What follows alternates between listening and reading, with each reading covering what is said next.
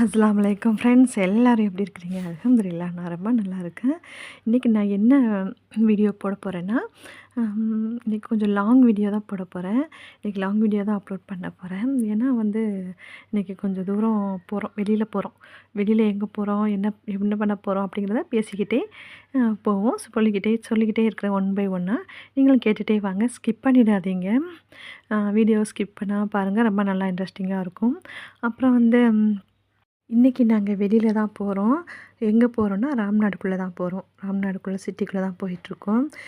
எப்போவுமே monthly one time வந்து நாங்கள் வெளியில் போகிறது வழக்கம்.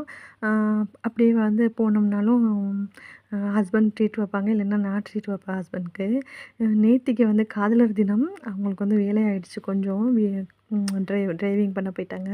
அதனால் எங்களை வெளியில் கூட்டிகிட்டு போக முடியல. அதுக்காக நாங்கள் இன்றைக்கி வந்தே ஆகணும்னு சொல்லிட்டு அவங்க மண்டையை கழுவி கூட்டிகிட்டு போயிட்டுருக்கோம்.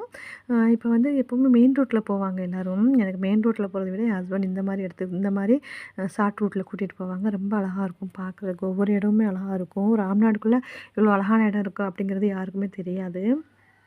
நல்லாயிருக்குங்க. என்ன கூட்டிகிட்டு போகிற இடம் ஃபுல்லாமே பார்க்குறதுக்கு அழகாக இருக்கிற மாதிரி தான் என் ஹஸ்பண்ட் வந்து சூஸ் பண்ணி கூட்டிகிட்டு போவாங்க. இது வந்து ஷார்ட் ரூட் தான் போகிறோம். ஆனால் இது எந்த இடம், என்ன ஏது அதெல்லாம் எனக்கு எதுவுமே தெரியாதுங்க. அவங்க கூட்டிகிட்டு போவாங்க, போயிட்டே இருப்பேன். நல்லாயிருக்கும் பார்க்குறதுக்கு.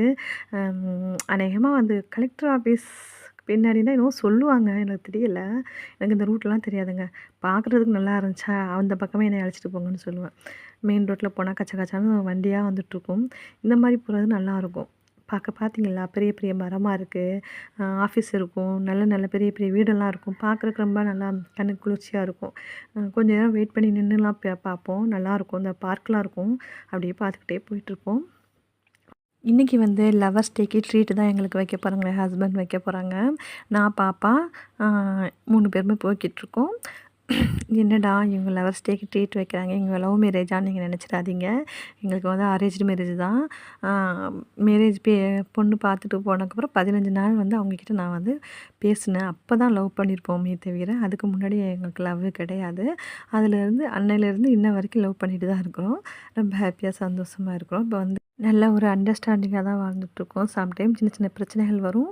அப்புறம் ஒரு வாரத்துக்குள்ளே வந்து புரிஞ்சுப்போம். சரி, நம்ம பண்ணது தப்பு, அவங்க பண்ணது தப்புன்னு புரிஞ்சுட்டு சாரி கேட்டுட்டு ஹாப்பியாக வாழ ஆரம்பிச்சுருவோம். அவ்வளோதாங்க லைஃபு. என்னங்க லைஃப்பில் இருக்குது. நம்ம வந்து பணம் சம்பாதிச்சு சேர்த்து வச்சு கொண்டுட்டு போகிறதில்ல. இருக்கிற வரைக்கும் நல்ல லைஃப்பை என்ஜாய் பண்ணணும், ஹாப்பியாக வாழணுங்க. அதாங்க என்னோட தாட். இப்போ நாம் எங்கே வந்திருக்கோம்னா, ஃபலோடாங்கிற ரெஸ்டாரண்ட் தான் வந்திருக்கோம். இங்கே தான் நாங்கள் வந்து மந்த்லி ஒன் டைம் வருவோம்.